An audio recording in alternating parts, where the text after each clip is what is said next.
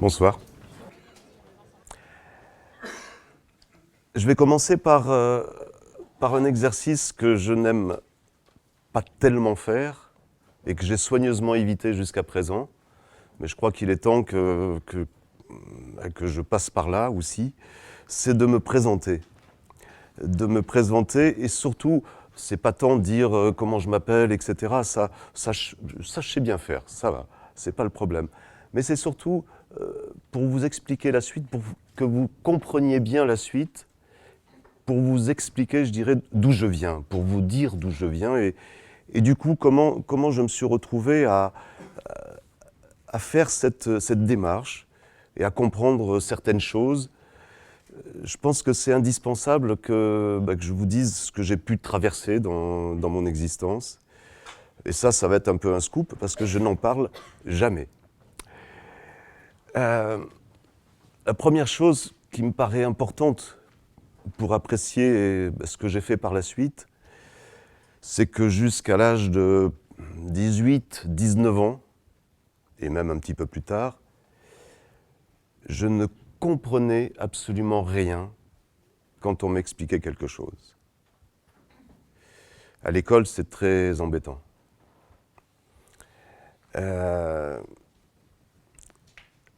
Quand je dis que je ne comprenais rien, c'est vraiment que dès qu'on faisait appel à mon intellect, eh bien, il était aux abonnés absents, il n'y avait rien qui se passait. Ça se brouillait, je ne comprenais pas. C'était un peu pénible, parce qu'évidemment, scolairement, c'était assez insupportable. J'avais la chance quand même de ne pas être trop embêté, parce que je savais faire quelque chose. C'était avec les mathématiques. À ça, les maths, quand il y avait un problème qui était posé, je connaissais la réponse. Alors je ne savais absolument pas du tout comment j'arrivais à la réponse. Mais je connaissais la réponse. Donc, bon, à l'époque, mon époque, quand on était bon en maths, ça allait. On ne nous embêtait pas par ailleurs. C'était mon cas. Comme on ne demandait pas à cette époque-là comment on arrivait au résultat, ça n'intéressait pas grand monde finalement, eh bien tout allait bien. Donc j'arrivais à peu près à suivre un cursus scolaire, sauf que j'arrivais parce que je passais de classe en classe, mais je ne comprenais rien du tout. Et à l'âge de 15 ans, j'ai arrêté parce que c'était insupportable. C'était intenable. Et j'ai continué comme ça à faire ce que je pouvais. J'ai commencé à faire des petits boulots, ce que je pouvais faire sans trop d'apprentissage, parce que sorti de l'école, il fallait encore apprendre à faire des petits boulots. Alors j'ai été vers des choses extrêmement concrètes. Et en me demandant bien ce que j'allais devenir. Ça a été aggravé, ça a pris une tournure encore plus dramatique sur le coup des 13 ans et demi, 14 ans, où avec un accident de sport, j'ai perdu un œil. Et à l'époque, ce qui aurait été juste une journée d'hôpital avec du laser, etc. aujourd'hui, ça a pris des proportions qui n'en finissaient plus. C'est-à-dire, comme la rétine était complètement décollée, puisque c'était un décollement de la rétine, eh bien, il m'a fallu rester 9 mois dans le noir, dont 6 mois sans bouger la tête, et les yeux complètement bandés. Ça développe certaines facultés. Ça, c'est évident. Et je pense que beaucoup de choses vers lesquelles j'ai pu aller très spontanément, très naturellement, elles viennent aussi de ça. Alors bizarrement, je vous rassure tout de suite, j'en garde absolument pas du tout un souvenir ni douloureux, ni problématique. Ça a été une période de ma vie qui a été plutôt heureuse, ces 9 mois. Donc je vous dis pas ça pour plomber l'atmosphère, mais juste pour vous dire par quoi je suis passé.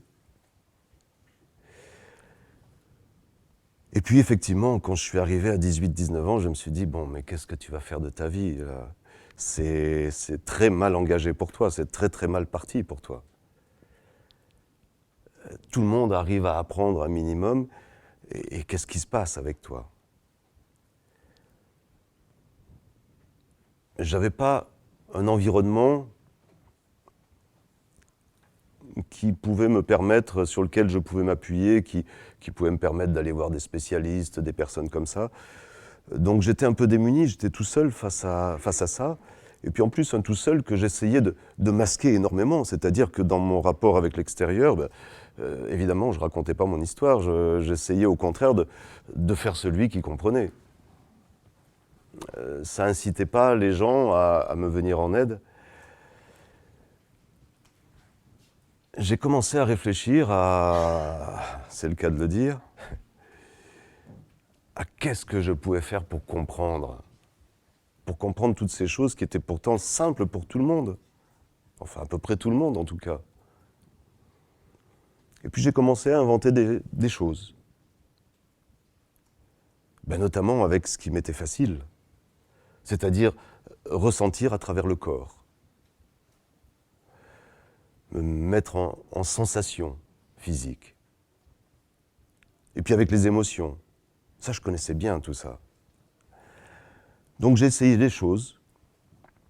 Et puis effectivement, à travers ces choses-là, eh bien, j'ai vraiment réussi, en rentrant complètement par un autre circuit, par un autre parcours, à commencer à pouvoir lire. Parce que je dois vous dire que à 18 ans, je n'avais jamais été plus loin que la première page d'un livre.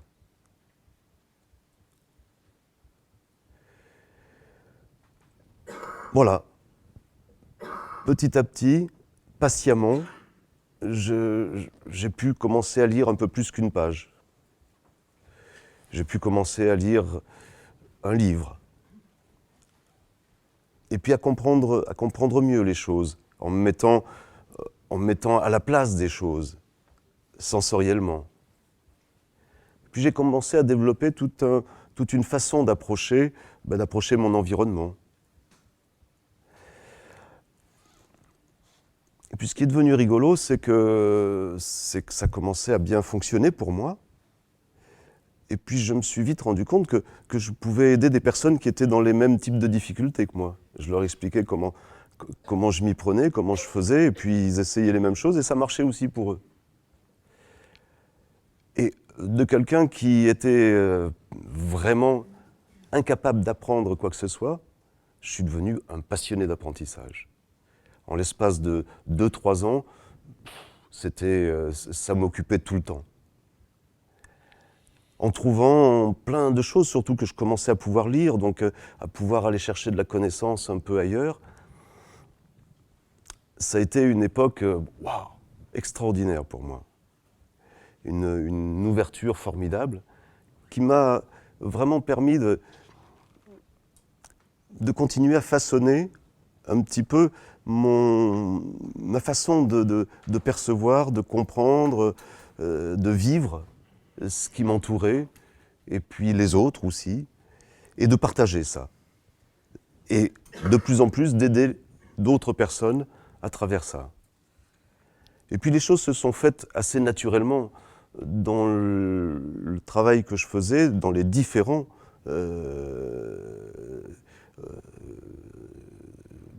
dans mes différents métiers, dans ce que j'ai pu faire.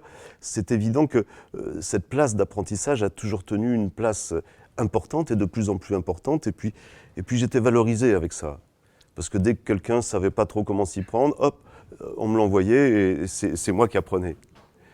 Ça devenait de plus en plus passionnant.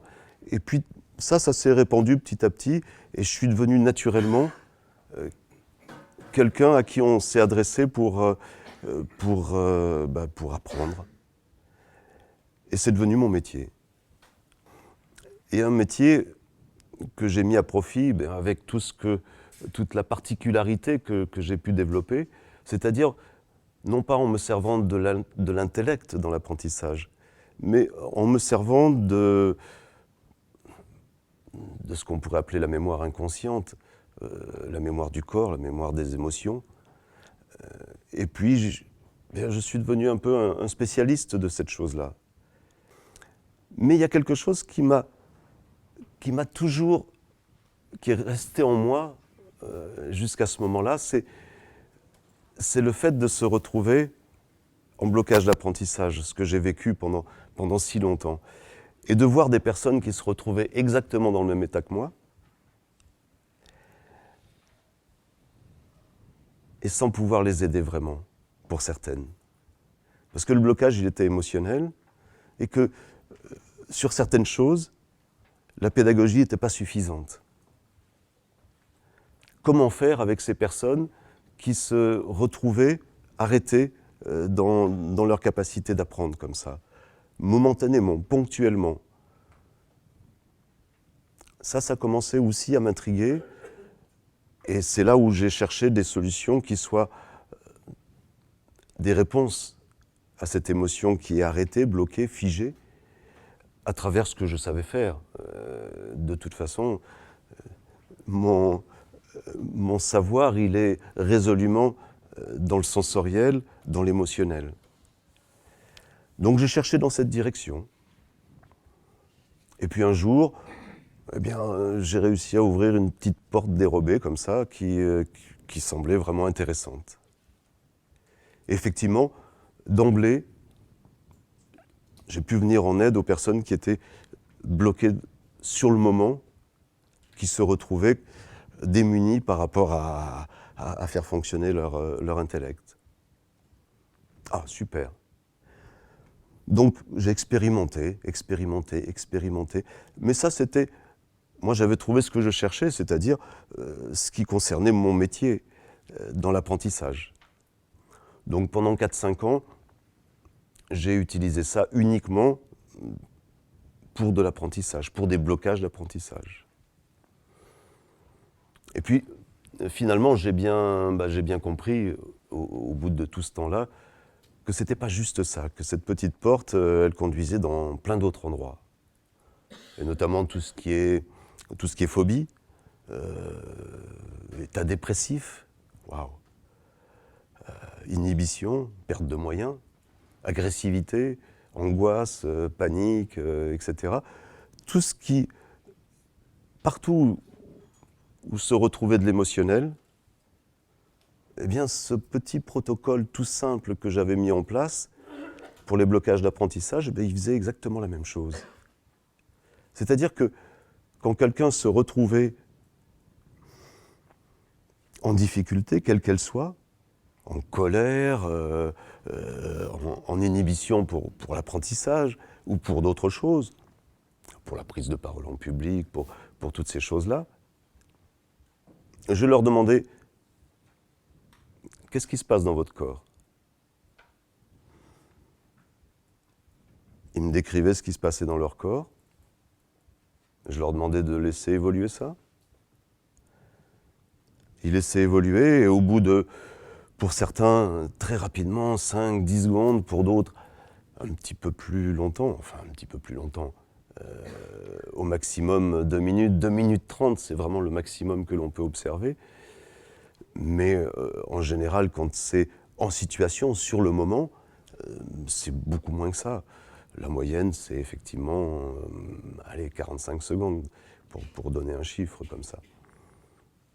Au bout de 45 secondes, voilà, ils étaient tranquilles. Et on pouvait reprendre l'apprentissage. Au bout de 45 secondes, non seulement ils n'étaient plus en colère, mais ce qui les mettait systématiquement en colère ne les mettait plus en colère. Au bout de 45 secondes en moyenne, toutes les inhibitions, toutes les angoisses se retrouvaient complètement comme dissoutes d'une certaine manière. Alors c'est le mot que j'employais à l'époque, je ne l'emploie plus du tout maintenant. J'y reviendrai par la suite. Beaucoup plus interpellant, les personnes en état dépressif, ça faisait exactement les mêmes choses. Là, c'était radicalement inconcevable. quand j'ai commencé à parler de ça, c'était pas recevable pour personne. Et pour ceux qui ne sont pas du tout habitués à mon travail dans cette salle, je pense que c'est la même réaction encore aujourd'hui. Bon, pour les phobies, les diverses émotions, d'accord. État dépressif, il ne faut pas exagérer. Et pourtant, si.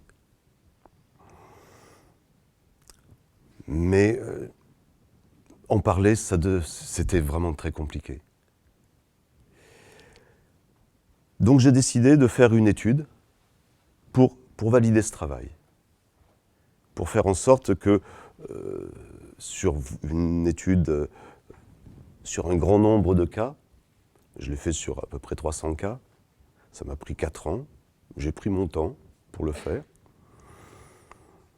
J'ai voulu montrer que, en prenant une démarche tout à fait scientifique, c'est-à-dire que, effectivement, les personnes étaient des personnes volontaires.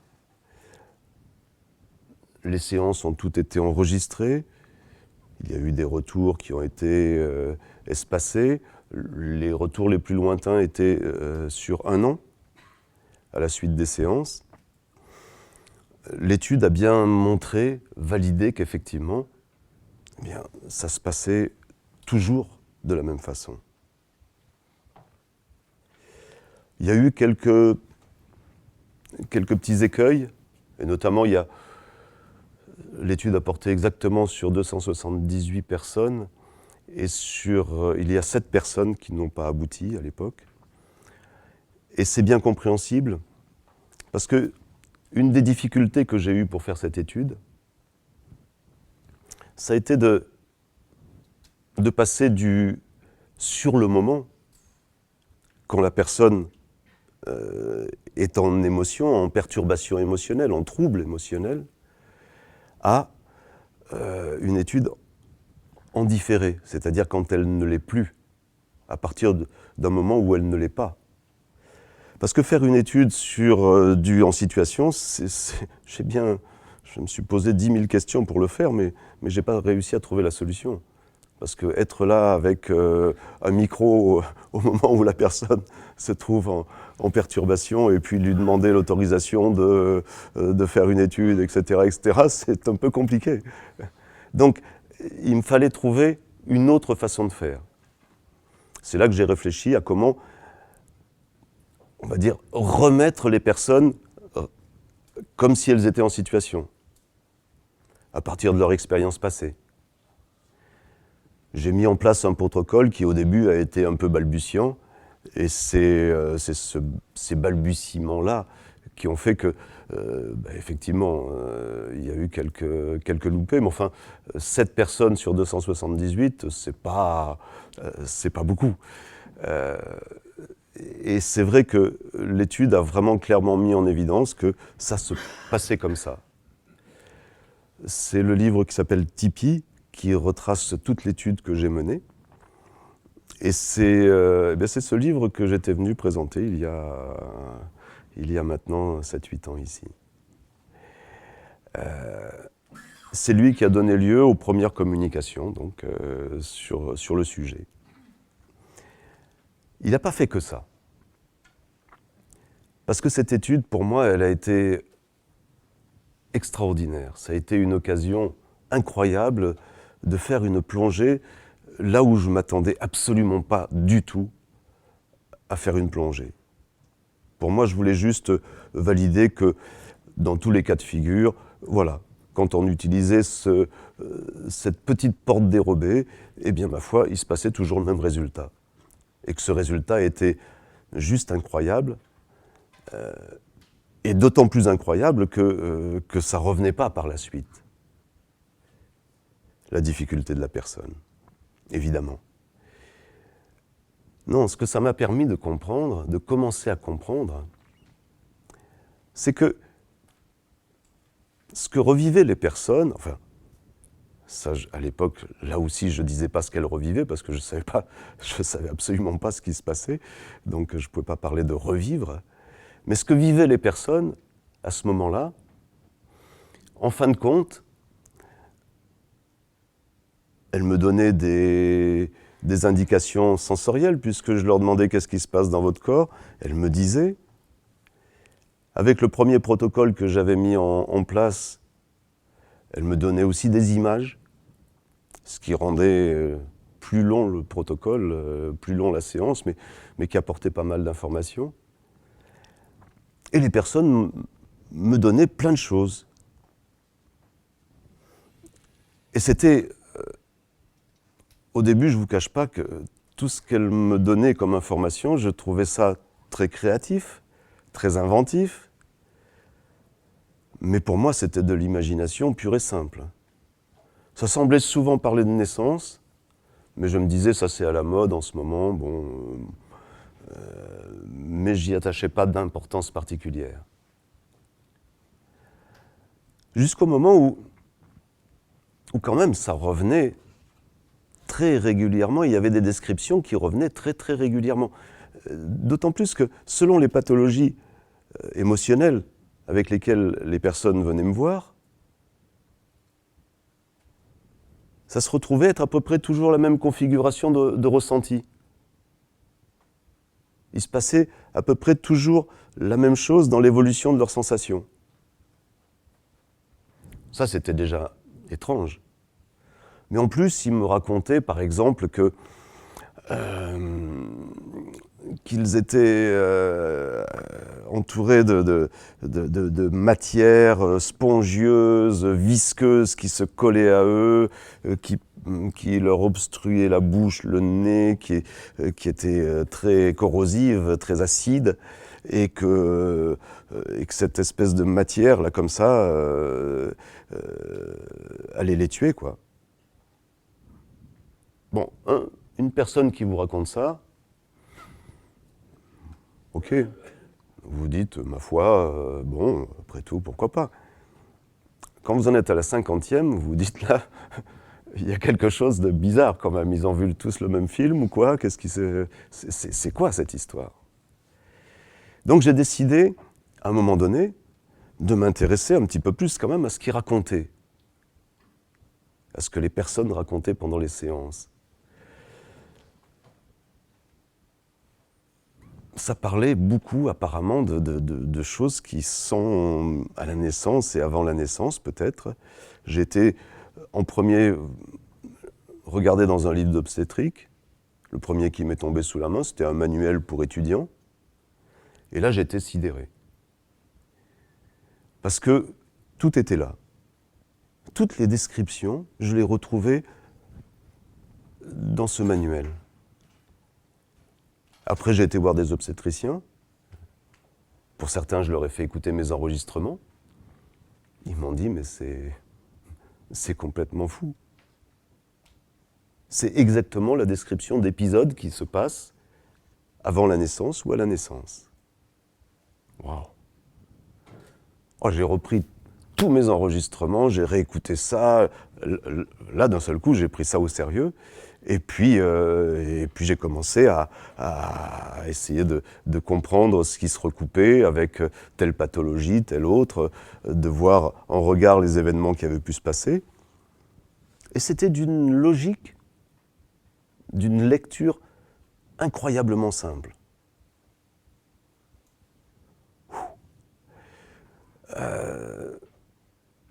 Pour vous partager un petit peu plus ça,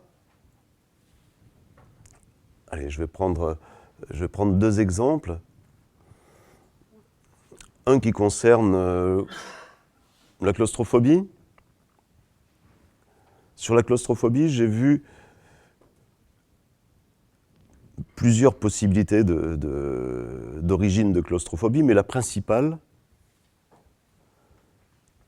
c'est de se retrouver coincé à la naissance, à ne pas pouvoir sortir, et à être coincé dans le passage ultime avant de se retrouver libéré. Et de ne pas pouvoir sortir, tout simplement parce que un cordon ombilical emmêlé, souvent le bébé emmêlé dans son cordon ombilical, et le cordon ombilical est trop court.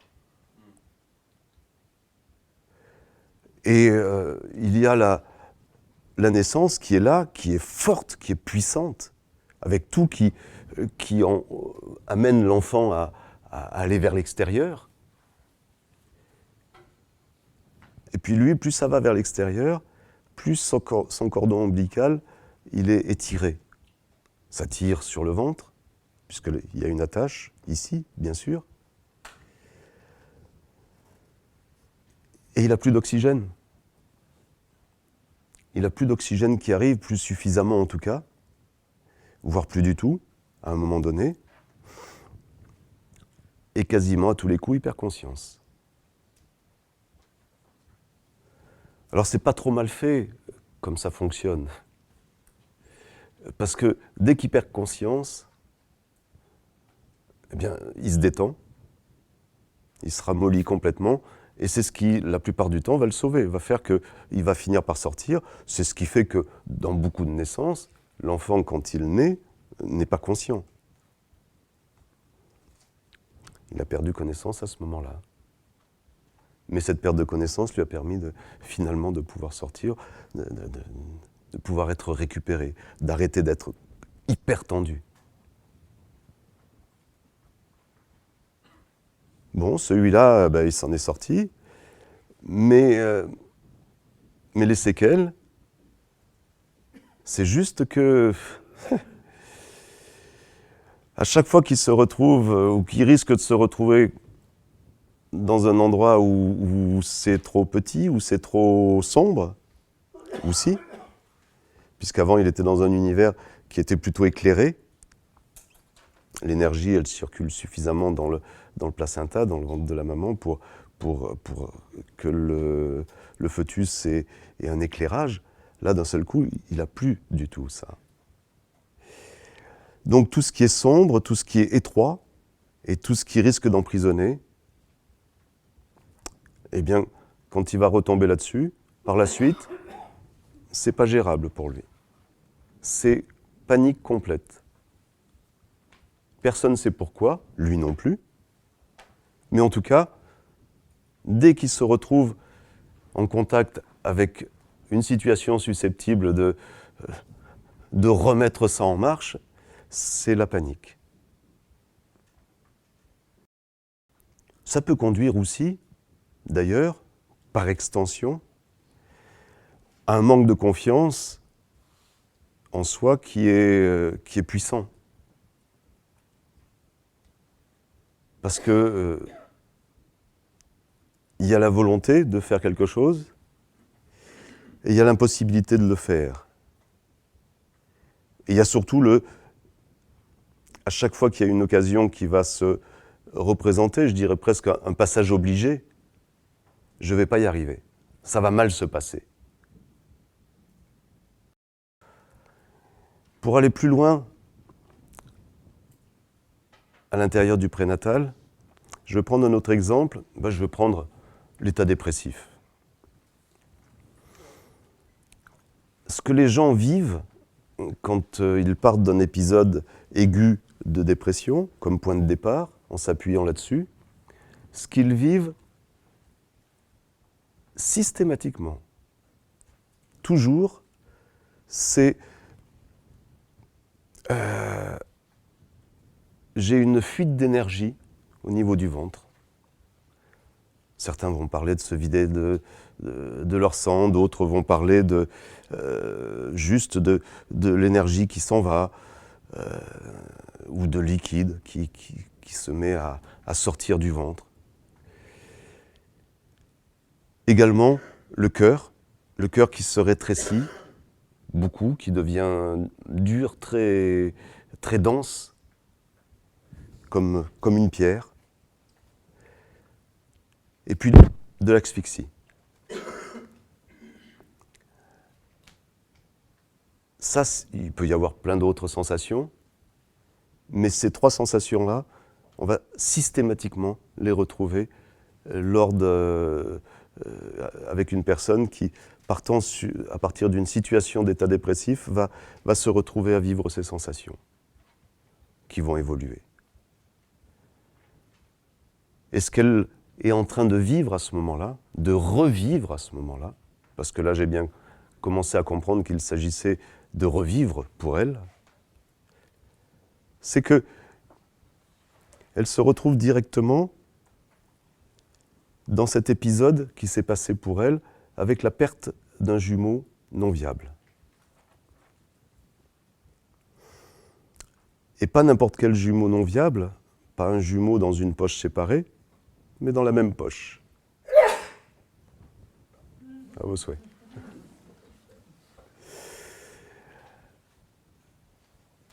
Ce qui se passe à ce moment-là, c'est bien connu en obstétrique, c'est un phénomène qui est extrêmement bien connu.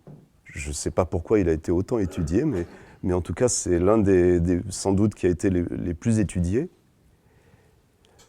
Ça correspond à un reflux sanguin quand un jumeau, monozygote donc, dans la même poche, qui est non viable, meurt, eh bien, toutes les ramifications sanguines qui existent entre les deux jumeaux vont conduire à ce qu'il y ait un reflux du sang de celui qui est destiné à vivre, qui va d'un seul coup partir, et partir par le cordon ombilical, puisque c'est par ce cordon qu'effectivement il y a une liaison sanguine qui est faite. Ce reflux sanguin, il donne quasiment à tous les coups lieu d'une perte de connaissance par asphyxie. Effectivement, le cœur qui se serre, l'asphyxie, et puis cette sensation de perdre de l'énergie, de perdre du sang par le ventre, qui est très curieuse pour nous, humains, par la suite, évidemment. Eh bien, dès que la personne a revécu ça, ça y est, elle retrouve son état de sérénité, je dirais. Et puis elle va en avoir fini avec son état dépressif. Alors je dois quand même ajouter, pour que ça soit bien clair, parce que ça, dans toute notre culture occidentale, que ce soit aux États-Unis, que ce soit en Allemagne, que ce soit en France, le problème de la dépression, c'est que c'est devenu une vraie poubelle. On y met absolument tout. Quand quelqu'un se retrouve en état dépressif, tout ce qui se passe dans sa vie, c'est son état dépressif. C'est pas du tout comme ça que les choses se passent. C'est-à-dire que la définition médicale de l'état dépressif, elle tient surtout sur deux piliers. Et s'il n'y a pas l'un des deux, ou à plus forte raison s'il n'y a aucun des deux, il n'y a pas d'état dépressif. Les deux piliers sont la perte d'envie, même des choses qui faisaient plaisir avant à faire. D'un seul coup, il n'y a plus aucune envie, plus aucun désir. Et puis, la perte d'énergie. S'il n'y a pas ces deux piliers, il n'y a pas état dépressif. Et à l'issue d'une séance, eh bien, c'est ces deux choses qui vont être remises en marche. Tout le reste autour de l'état dépressif, ça ne va pas le remettre en marche. C'est-à-dire si la personne était angoissée, si la personne était en inhibition ou en agressivité, c'est surtout chez les jeunes, c'est comme ça que ça se manifeste souvent, ça c'est autre chose. Et il faudra le traiter à part. Et pas tout mélanger. Mais l'état dépressif en lui-même, tel que défini, ça, effectivement, après que la personne ait revécu ces types de sensations, le cœur, le ventre, l'asphyxie, c'est bon. Elle va retrouver et l'envie et l'énergie.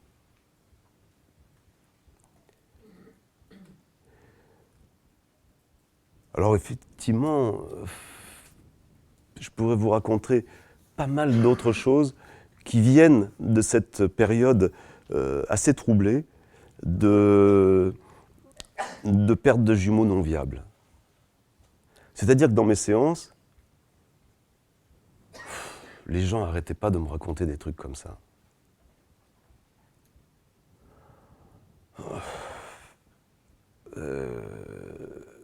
des jumeaux non viables, je veux bien qu'il y en ait quelques-uns. Puis en regardant un petit peu, et même en obstétrique, c'est clair qu'il peut y en avoir. Mais une telle quantité, je me disais, soit ils se sont tous donné rendez-vous chez moi, ou il y a quelque chose, en tout cas, c'est pas possible. Donc je me suis mis vraiment à aller sur toutes les revues scientifiques pour débusquer les moindres choses qui avaient pu être observées, qui avaient pu être expérimentées en la matière. Et petit à petit, au fur et à mesure, j'ai commencé à comprendre que finalement, on ne connaissait pas grand-chose sur le sujet et que les dernières études, en tout cas, donnaient des choses extrêmement variables, mais un variable qui allait quand même de 25% de toute naissance, où il y aurait eu pour la personne une gémellité, au moins un autre embryon, mais en allant jusqu'à 100%. C'est-à-dire qu'aujourd'hui, il y a des chercheurs qui soutiennent le fait que, à un moment ou à un autre, on a tous été en contact avec une gémellité.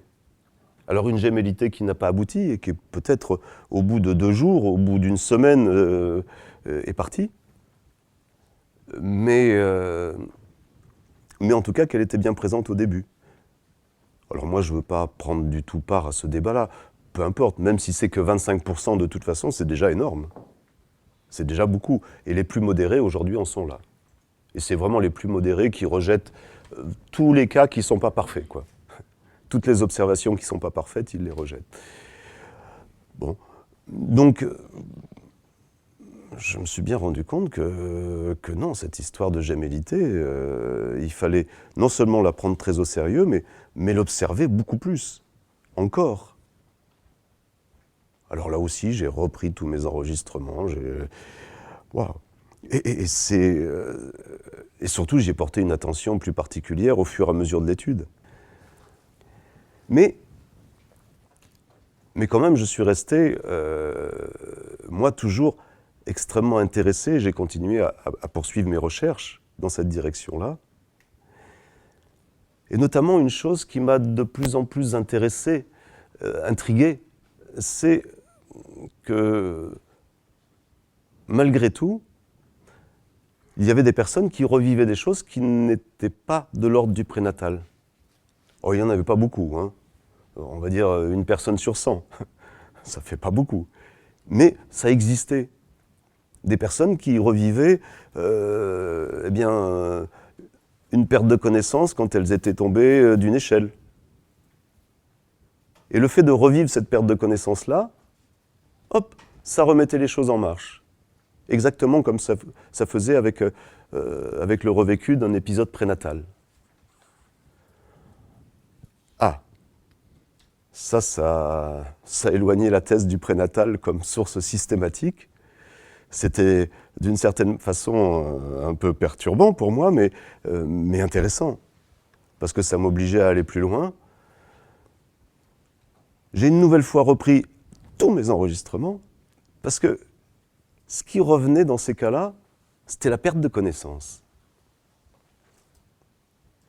Alors j'ai repassé en revue tous mes enregistrements, et puis je me suis bien rendu compte que systématiquement dans ces enregistrements, les gens, à un moment ou à un autre, en général juste à la fin, avant d'être libérés, avant d'être tranquilles, eh bien, ils parlaient bel et bien de perte de connaissance. Et j'en suis arrivé finalement au fait que à chaque fois que l'on se connecte à nos sensations, parce qu'on est en trouble émotionnel, parce qu'on est en difficulté émotionnelle, je parle de ces troubles et difficultés émotionnelles qui reviennent, qui sont chroniques, avec lesquels on se retrouve systématiquement confronté. au gré des situations qui reviennent. Eh bien, en fait, ce que l'on vit, que ça soit moi-même quand je le fais sur moi-même, ou que ça soit la personne à qui je viens en aide, ou la personne qui se débrouille toute seule pour le faire, c'est systématiquement une perte de conscience.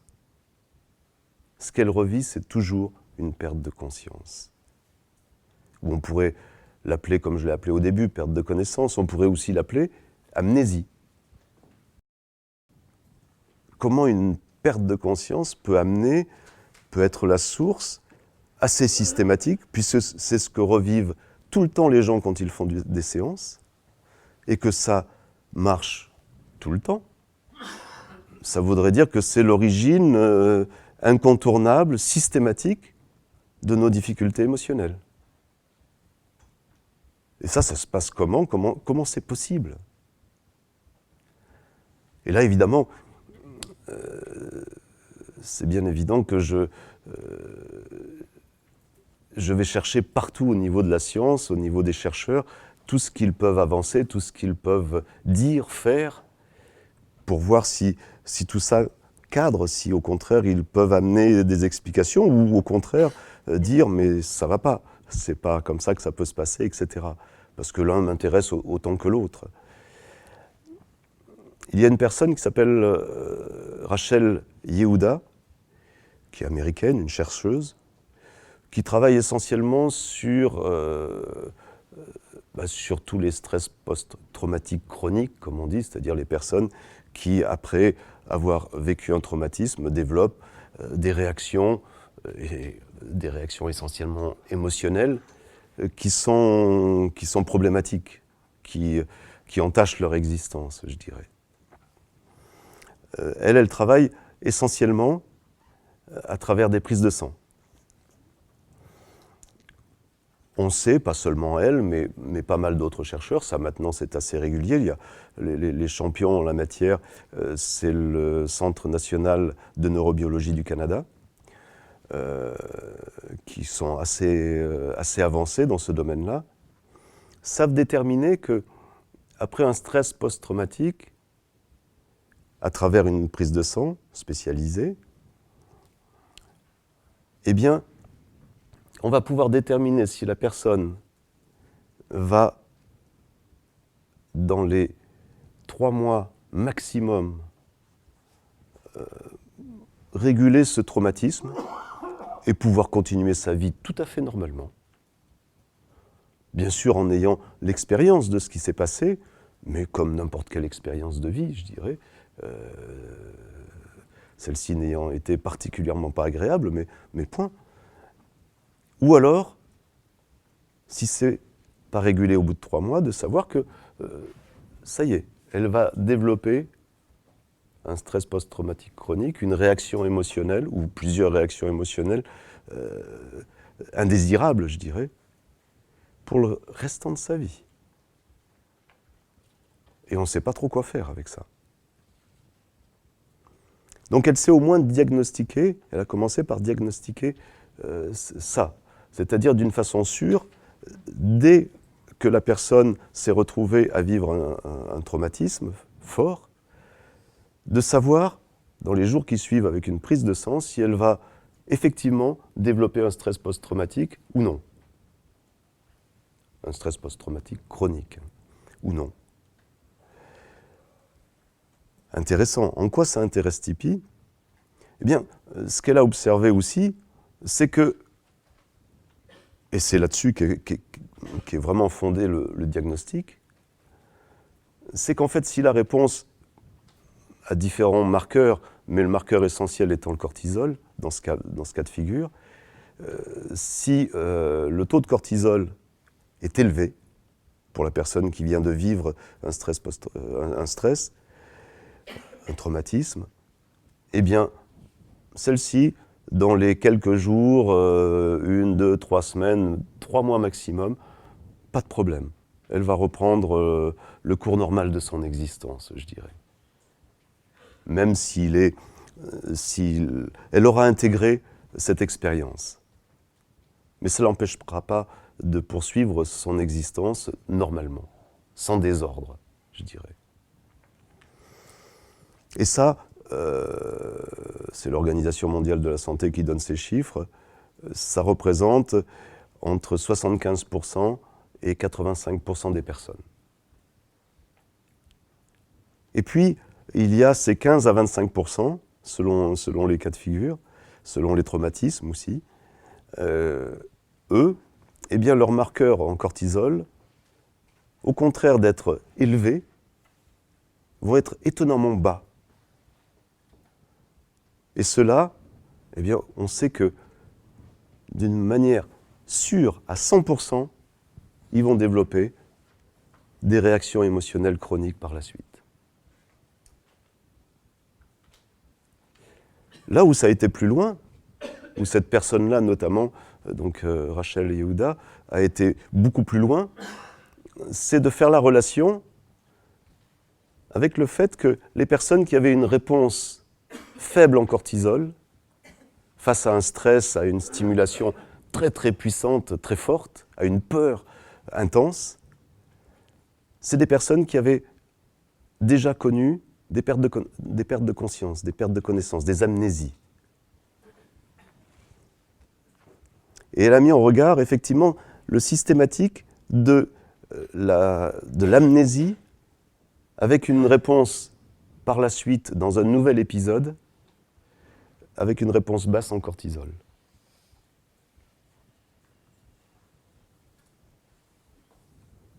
Ça veut dire que dans le prénatal, à chaque fois que l'on vit une perte de connaissance, et la matière est nombreuse, c'est-à-dire que c'est à peu près évident qu'on a tous vécu de nombreuses pertes de connaissance dans la période prénatale, c'est quasiment normal, c'est un passage obligé, ça ne peut quasiment que se passer comme ça, parce qu'il y a tellement d'occasions qu'on en a vécu, c'est sûr. Eh bien, ça veut dire que ces pertes de connaissances qui se sont passées à ce moment-là font qu'on va nous arriver à vivre quelque chose de traumatique par la suite, notre réponse en cortisol va être basse. Pas seulement en cortisol, hein, mais je simplifie, parce que c'est la mesure essentielle, c'est le marqueur essentiel dans son étude, et dans l'étude de pas mal d'autres. Donc effectivement, en ce sens, on peut dire que pour qu'il y ait perturbation émotionnelle chronique, il faut qu'il y ait eu précédemment une perte de connaissance. À la limite, peu importe à quel moment de notre vie elle est intervenue. Ça peut être à 70 ans, ça peut être à 20 ans, ça peut être dans notre jeunesse. Sauf que le grand pourvoyeur de perte de connaissance dans notre vie, c'est la période prénatale et à la naissance.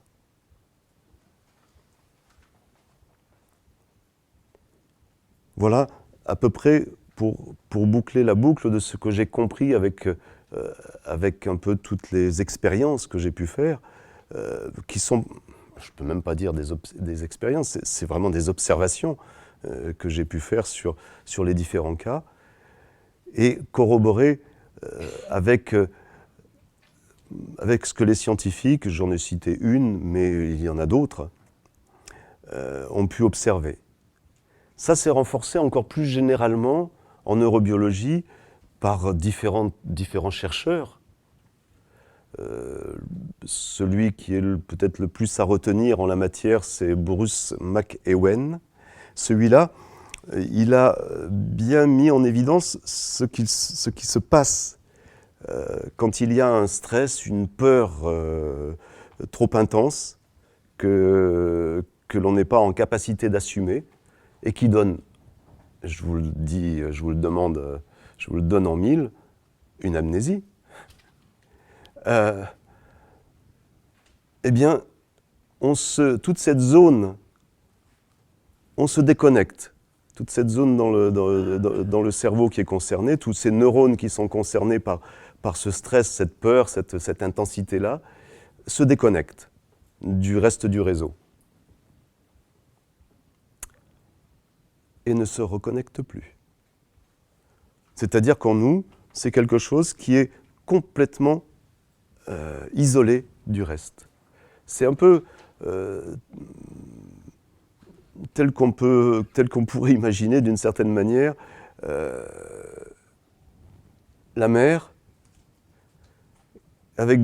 qui est mouvante tout le temps, puisqu'on commence à savoir, là aussi, de plus en plus de scientifiques nous le disent, maintenant ça paraît quasiment acquis, qu'on n'a pas une mémoire où tout s'inscrit et tout s'inscrit et tout s'inscrit, mais une mémoire qui se reconstruit tout le temps, qui se réinvente constamment. Eh bien, il semblerait qu'au milieu de cette mémoire qui se réinvente, qui se reconstruit tout le temps, qui soit très mouvante, ben, il y a ces îlots, là, comme ça, qui sont pas du tout dans le mouvement, qui, eux, restent fixes et qui sont déconnectés de tout le reste.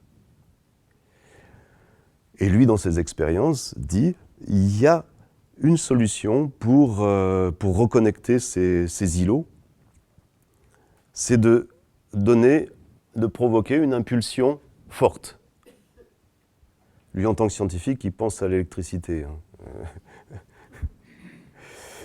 Ce qui, effectivement, ça fait plus d'un siècle maintenant qu'on a eu recours aux électrochocs pour essayer d'obtenir quelque chose sur des personnes pour qui ça ne se passait pas bien du tout. Et si les médecins ont continué, c'est parce que quelquefois, ça donne des résultats. Après, moi, je n'irai pas plus dans ce côté-là.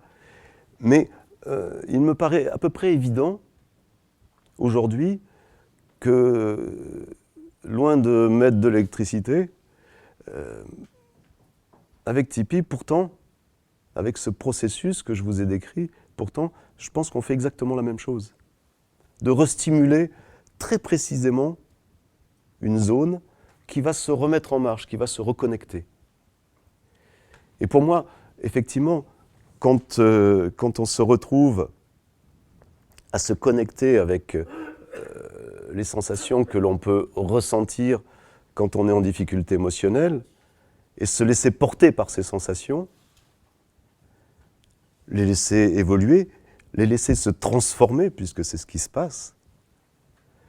Toute cette espèce de visite sensorielle que l'on fait, qui est bien sûr pas particulièrement agréable, eh bien, c'est de cette façon extrêmement ciblée, c'est d'aller reconnecter ces zones-là. Et maintenant qu'on est capable de les assumer, alors d'autant plus si ça s'est passé dans le prénatal, il n'y a plus de raison qu'il n'y ait aucune peur, aucune immobilisation émotionnelle pour nous qui se passe. Eh bien, effectivement, il semblerait que cette reconnexion fasse que, de manière très simple, tout ça se remette en marche. Et si ça se remet en marche, eh bien, dans les secondes qui suivent, ça y est, je suis plus du tout dans cette difficulté, parce que c'est plus bloqué. Et je dirais que, pour moi, la grande qualité de ce que j'ai fini par appeler une capacité naturelle que nous avons à notre disposition, tous, indépendamment de notre culture, indépendamment de tout ce que l'on a pu vivre auparavant, eh bien cette capacité naturelle, loin de couper, loin d'anesthésier, de faire oublier, au contraire, elle reconnecte. Elle permet une reconnexion avec ce qui était déconnecté. Ça permet de réunir ce qui était dissocié. Et une fois que c'est réuni, eh bien ça prend son cours normal et puis les choses... et puis juste on peut continuer à vivre, tout simplement. À vivre normalement, mais en mieux. On va dire que chaque situation, finalement, se retrouve à nous renvoyer à une perte de conscience bien spécifique, dans une occasion bien spécifique. Ce qui est vrai et faux en même temps, parce que ce n'est pas chaque situation. En fait, et vous pouvez aisément le remarquer dans ce qui peut se passer pour vous émotionnellement, c'est que quand j'ai une perturbation émotionnelle, effectivement, je ressens des sensations. Eh bien, bon, je vais reprendre un exemple que je prends habituellement, ça sera plus simple. Je vais faire une balade en montagne et je me retrouve passer près du vide. Et le vide, moi, je n'aime pas ça du tout. Ça me provoque... bon, j'ai le vertige. Ok. Qu'est-ce que j'ai comme sensation ? Ça se met à tourner. Et puis, je suis complètement asphyxié. Et puis, j'ai les jambes qui se dérobent complètement. Bon. Mais je ne sais pas faire Tipeee. Hein, c'est juste que j'observe ça, quoi. Ok. Extrêmement étrange, bizarre. J'ai mon banquier qui m'appelle et qui me dit « Mais votre compte, il est terriblement en rouge, là, qu'est-ce qui se passe ?» Et là, ça se met à tourner, j'arrive plus à respirer et j'ai les jambes qui se dérobent. Ça n'a pourtant rien à voir avec le vertige, encore que... mais bon, c'est deux situations qui sont complètement différentes. Mais c'est les mêmes sensations qui se manifestent. Par contre, j'ai ma fille qui m'appelle et puis qui me dit que ça ne va pas, voilà, elle me dit quelque chose qui me trouble, qui ne me met pas bien. Qu'est-ce qui se passe dans mon corps ? Oh ben là, au contraire, j'ai les jambes tétanisées, j'ai le dos qui me fait mal à hurler, j'ai la tête qui me serre. Ah, c'est plus du tout les mêmes sensations. Eh bien, quand je vais faire une séance, aussi bien sur l'histoire du banquier que sur le vertige dans ma balade en montagne, que je fasse l'un ou l'autre, ça va réguler les deux situations. C'est-à-dire que si je fais sur le vertige, quand la prochaine fois le banquier il peut m'appeler, impec. Par contre, ça ne réglera absolument pas du tout la problématique de l'appel de ma fille. Il faudra que je fasse là une autre séance, une autre introspection sensorielle. Il y a une chose que je ne comprends pas, c'est que quand on fait faire un Tipeee, on passe par le sensoriel. On demande aux gens de ne plus mentaliser et on leur demande, on passe de l'émotion même aux sensations. Ça, j'ai découvert la différence entre l'émotion qui a une couleur psychologique et la sensation qui est corporelle. Je ne vois pas cette explication causale du prénatal qui intervient brusquement au bout de la sensation me gêne. Parce que là, justement, on est en train de rechercher une cause. Donc, personnellement, quand je fais des Tipeee, moi, je n'ai pas du tout ces expériences-là. Hein. On ne repasse pas par le revécu, machin truc. Enfin, par le revécu, bien sûr, sensoriel, mais on ne passe pas par le prénatal. Et les gens se sentent très bien. Les Tipeee sont réussis. Chaque fois que j'ai pu avoir des retours, ils sont réussis. Donc, pourquoi absolument s'accrocher à cette espèce de truc causal du prénatal ? Moi, j'ai l'impression qu'il y a... excusez-moi, c'est bon, c'est bon. mais je pense qu'il y a une espèce de complexe psychanalytique par rapport à ce prénatal. Ah, alors, vraiment. Parce que là, je ne vois pas pourquoi on s'embarrasse de ça, quoi. Non, personnellement, je m'embarrasse pas de ça. Ça m'a même embarrassé parce qu'au départ, alors moi, j'étais à 10 milieux de ça et je dirais presque qu'au départ, même ça ne m'intéressait pas, tout cet aspect-là. Il s'est imposé à pur et simple. Alors tu dis, quand je fais une séance, moi, j'observe pas du tout ça. Mais heureusement, ça veut dire que tes séances, elles se font vite et que la personne te donne 2-3 sensations, évolution, et puis ça y est, c'est terminé. Bien sûr, et aujourd'hui les miennes aussi, sauf quand je fais des séances expérimentales où je pose plein de questions aux gens, et notamment des questions visuelles, des questions. Alors ça dure Alors là, ça dure 20 minutes, ça dure une demi-heure. On sort de la sensation, là, on commence à de nouveau gamberger. Bien sûr. Mais au début, c'est bien vers ça que j'ai été, ne sachant pas.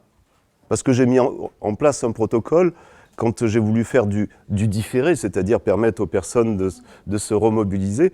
C'est comme ça que je l'ai approché. Et ça a été une chance parce que ça m'a donné plein d'informations, effectivement. En tout cas, c'est des choses qui se sont imposées à moi. Je suis vraiment parti de l'observation, de tous ces enregistrements que j'ai et qui ne parlent que de ça. Alors, je dirais presque, peu importe si, du coup, en leur demandant un petit peu plus, ils m'ont sorti ça, ce qui est troublant de toute façon. Mais ce qui est extrêmement troublant, c'est qu'il m'ait restitué toujours les mêmes choses selon les pathologies. Moi, je n'ai pas été les chercher, j'ai juste compilé toutes les différentes matières que j'ai recueillies, et c'est tout. Donc, personnellement, mais au début, ça ne m'arrangeait pas du tout, ça. Mais ces observations, il m'a semblé important de les compiler. Je ne savais pas qu'effectivement, ça allait prendre toute cette tournure-là. Quand je dis toute cette tournure, c'est par exemple, eh bien, en Allemagne, ils sont très avancés sur la psychologie prénatale. Ils ont un module en psychologie, en fac de psychologie, sur la psychologie prénatale. C'est la première chose qu'ils font. Parce que il y a une personne qui s'appelle Ludwig Janus, qui a compilé tout ce qui existait, avec tous les travaux qui ont pu exister de Stanislas Grof et bien d'autres, sur le prénatal. Et il a essayé de voir quelle interférence ça pouvait avoir. Et il en a établi, effectivement, tout un savoir, toute une connaissance qui sert énormément en Allemagne. C'est très présent en Allemagne. C'était, il y a 6 mois, tous ces universitaires, chercheurs, m'ont demandé de les rencontrer, m'ont demandé sur une journée de pouvoir me rencontrer. Donc j'y étais évidemment bien volontiers. Et là, j'étais absolument sidéré parce que pour moi, effectivement, jusqu'à ce moment-là, j'avais absolument pas du tout conscience de l'importance de ce travail-là. Il existait, je l'ai mis à disposition parce que c'est juste de l'ordre d'observation. Si ça peut être utile à des personnes, voilà, c'est fait. Et eux me disent, mais après m'avoir écouté pendant une paire d'heures, ils me disent, mais il faut que vous arrêtiez. Il faut que vous arrêtiez de minimiser complètement ce travail-là. Et presque de le cacher comme s'il pouvait être gênant. Non seulement il ne faut pas le cacher, mais il faut absolument que vous le fassiez connaître. Parce que je vous signale que vous n'en avez pas conscience, mais que toutes les recherches qui se font actuellement sur tout ce qui concerne le prénatal, mais tous les gens, ils ont votre livre. Tous les chercheurs aujourd'hui, ils ont votre livre. C'est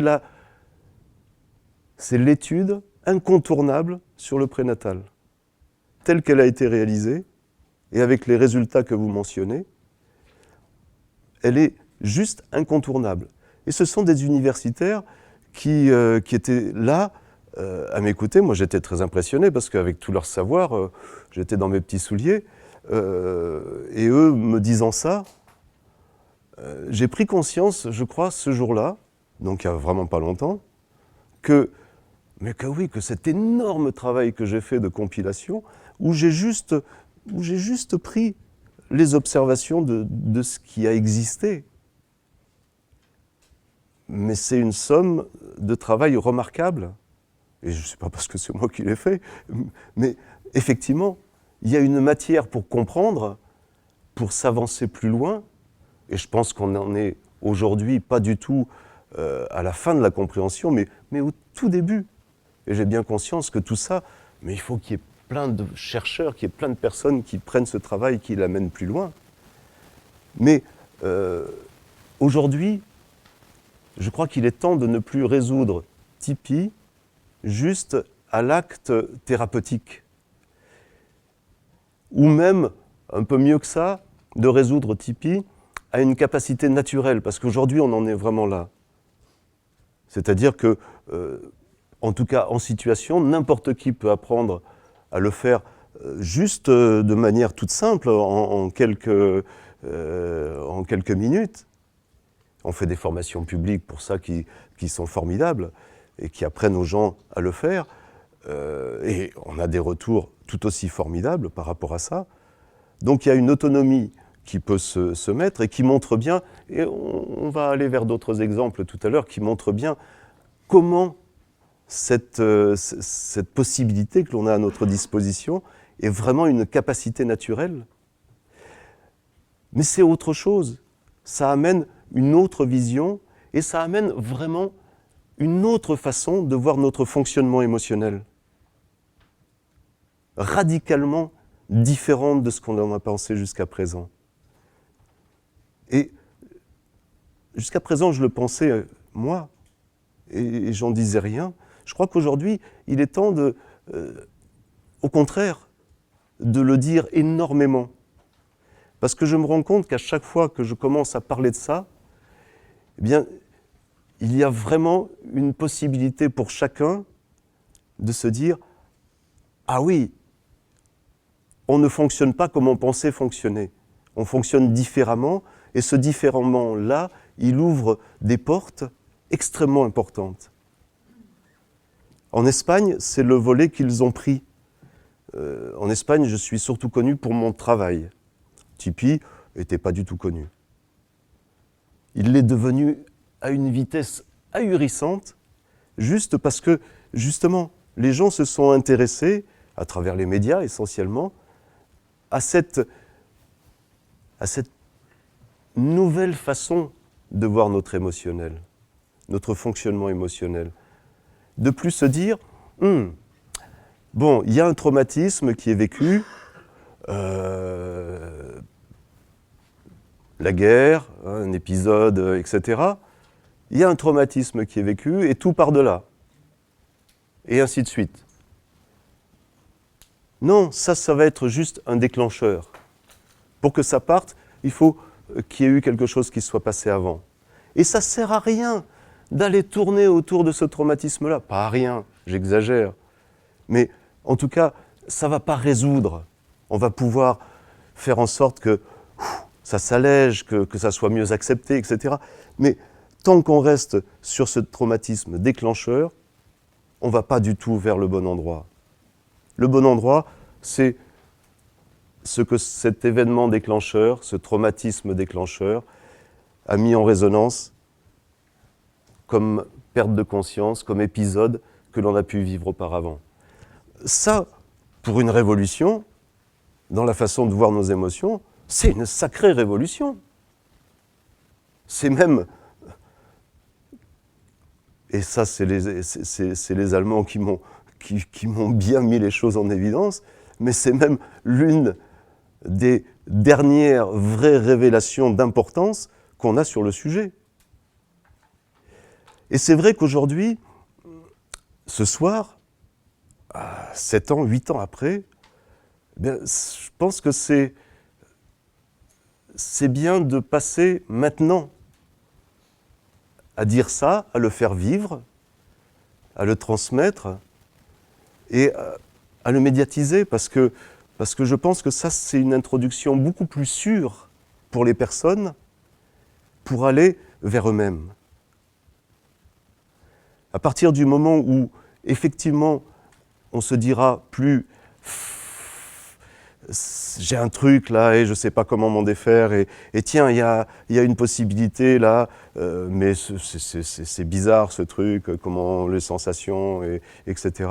Les gens, effectivement, en France, en en Suisse, en Belgique, qui sont développés à travers les thérapeutes, les gens ont une résistance à aller vers ça. C'est trop bizarre comme truc. Par contre, effectivement, de partir de cette façon nouvelle de voir notre fonctionnement émotionnel, ça les enthousiasme. C'est-à-dire de savoir, c'est pas mon traumatisme, celui sur lequel je pensais que tout avait démarré et qui m'a planté la vie, c'est pas ça qui importe. Ça, c'est juste la résonance, ça a mis en résonance, ça a réveillé quelque chose qui existait bien avant. Et quelque chose qui existait bien avant, qui est juste de l'ordre du biologique, qui n'est pas, si je me suis emmêlé dans le cordon, c'est con, mais si j'ai eu un jumeau non viable, j'y suis pour rien. Je l'ai vécu et voilà, il s'est passé des choses et c'est tout. Mais il n'y a rien de psychologique là-dedans. De rien, je suis... et la maman encore moins. C'est juste que la nature, elle fait qu'on se prend des écueils, et des écueils biologiques, et dans tout le codage qui peut se faire dans les tout premiers jours, et qui se développe à vitesse hallucinante tout au long de la grossesse, mais surtout dans les premiers jours, dans les premières semaines, il y a des loupés. Et ces loupés, sensoriellement, on en a les traces. Sensoriellement, ces loupés, ils nous conduisent à vivre des choses, et notamment des pertes de conscience. Est-ce que tout est résolument perte de conscience ? Je ne sais pas. Je ne sais pas le dire avec exactitude, je ne sais pas le mesurer, je n'ai pas d'instrument de mesure pour ça. Je dis simplement que vraiment, tous les cas que j'ai enregistrés, que j'ai passés, que j'ai réécoutés, ils parlent tous de ça. On a tous des épisodes biologiques prénataux qui vont potentiellement être source d'angoisse ou de tout ce dont vous avez parlé mieux que moi. Mais en revanche, je me questionnais sur une chose, c'est-à-dire un enfant qui a ses traumatismes initiaux, mais qui va avoir une vie un peu tranquille, si je puis dire, par la suite, va avoir moins, d'après moi, j'appelle ça des élastiques, mais je veux dire, est-ce que le traumatisme, pour moi le traumatisme il peut être prénatal comme vous le dites, initial, ce que je comprends très bien, il peut même être d'avant, est-ce qu'il peut être d'après? J'entends un enfant qui a été par exemple battu très fort au point de perdre connaissance, au sens strict, ou l'inceste, qui est une perte de connaissance ou un clivage dont vous avez parlé. Une amnésie. Ou d'amnésie. C'est-à-dire, est-ce que le traumatisme initial est forcément prénatal ou il peut se situer à différents endroits, si je puis dire? Je vous l'ai dit, il n'est pas forcément prénatal. C'est là où il se passe le plus, mais il peut se passer après la naissance. Et il peut se passer tout au long de notre vie. J'ai pris l'exemple d'une personne de 70 ans qui monte sur une échelle, qui se casse la figure et qui s'évanouit, et qui perd connaissance, effectivement, et qui, après ça, potentiellement, va développer, effectivement, des désordres post-traumatiques chroniques. Donc, à plus forte raison dans la petite période, bien sûr que ça peut arriver. Personnellement, j'ai revécu quelque chose de très net.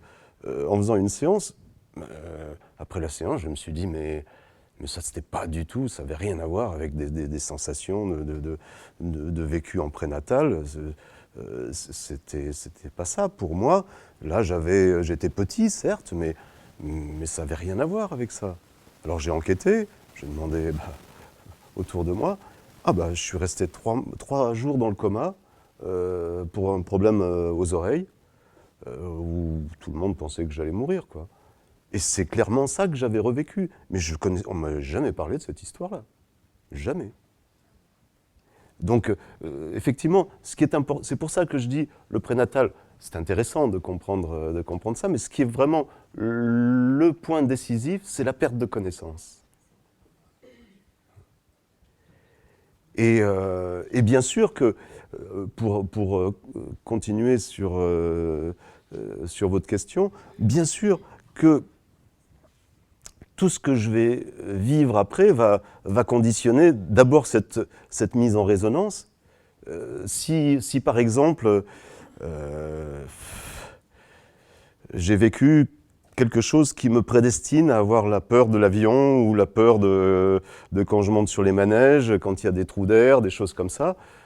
Si j'ai vécu un épisode comme ça en prénatal qui me prédestine à ça, si je prends jamais l'avion et que je monte jamais sur les manèges, mais ça va. Tout se passe bien. Pas de problème. Par contre, le premier jour où je vais me retrouver à monter sur un manège, ça se met en marche et là, ça ne va plus me lâcher.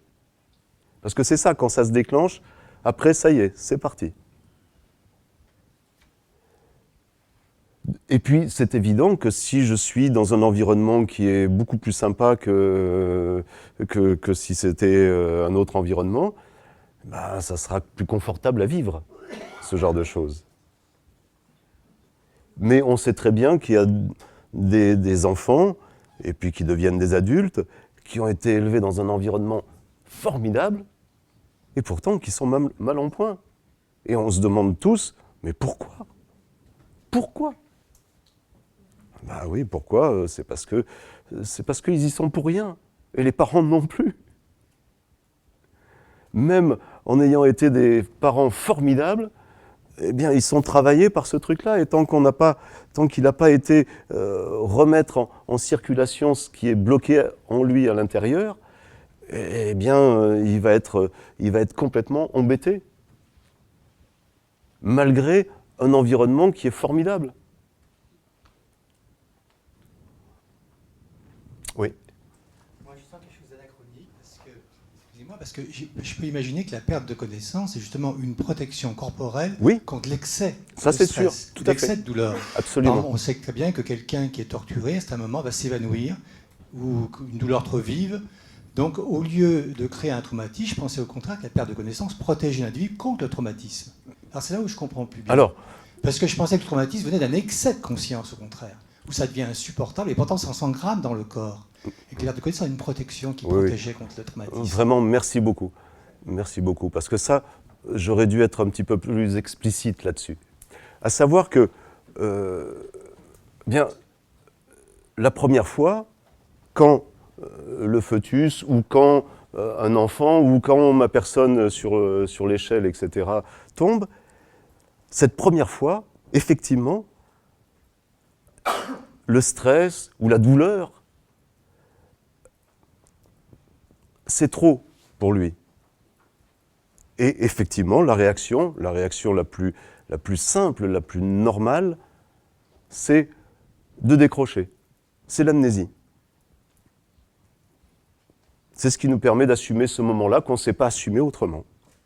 Et d'ailleurs, ce moment-là produit une poussée en cortisol, et c'est même, on pourrait dire, tel que ça a été vraiment très finement étudié, cette poussée de cortisol et d'autres choses, je réduis au cortisol parce que ça simplifie, mais cet excès de cortisol, si le stress nous permet de tenir le coup, je dirais, pour pas effectivement perdre conscience, pour pas passer en amnésie, mais à un moment donné, ça devient un poison. Trop, c'est trop. Trop de cortisol, eh bien, le corps, pour se défendre, pouf, il coupe, c'est l'amnésie. Voilà, le processus vraiment qui se produit, c'est celui-là, donc absolument. Ça, c'est la première fois. Donc, ce qui peut se passer dans un épisode prénatal, ce qui se passe la première fois, c'est ça. Ce qui va se passer la deuxième fois, eh bien, il n'y a plus de production de cortisol, ou très peu. Et là, ça passe tout à travers. Et c'est là où les ennuis commencent, réellement. Tant qu'il y a eu une protection, ça nous a évité la première fois. Ça nous a protégé la première fois. Mais c'est au détriment des autres fois. Bon, certes, cette première fois, il fallait assumer, et on a assumé comme ça. Sauf qu'après, on n'est plus protégé. Une fois que ça s'est passé comme ça, on a perdu on pourrait presque dire qu'on n'a plus une seconde protection. Parce que ce qui, à travers le cortisol et autres, nous protège, nous permet d'avoir une protection, eh bien, tout se passe comme si ça ne se mettait plus en marche. Et qu'on devient complètement vulnérable à ça. Voilà. C'est ça ce qui se passe, en fait, tel que défini par les chercheurs. Et ça, c'est pas moi qui le dis, hein, ça, c'est vraiment des choses que vous pouvez retrouver. Tout ce que je vous dis, de toute façon, vous pouvez le retrouver dans le dernier livre que j'ai écrit, qui date d'1 an maintenant, ou peut-être un petit peu plus, je sais pas, 2 ans peut-être, qui s'appelle « Revivre sensoriellement ». Vous aurez toutes les références sur tout ça, hein, au niveau des références scientifiques.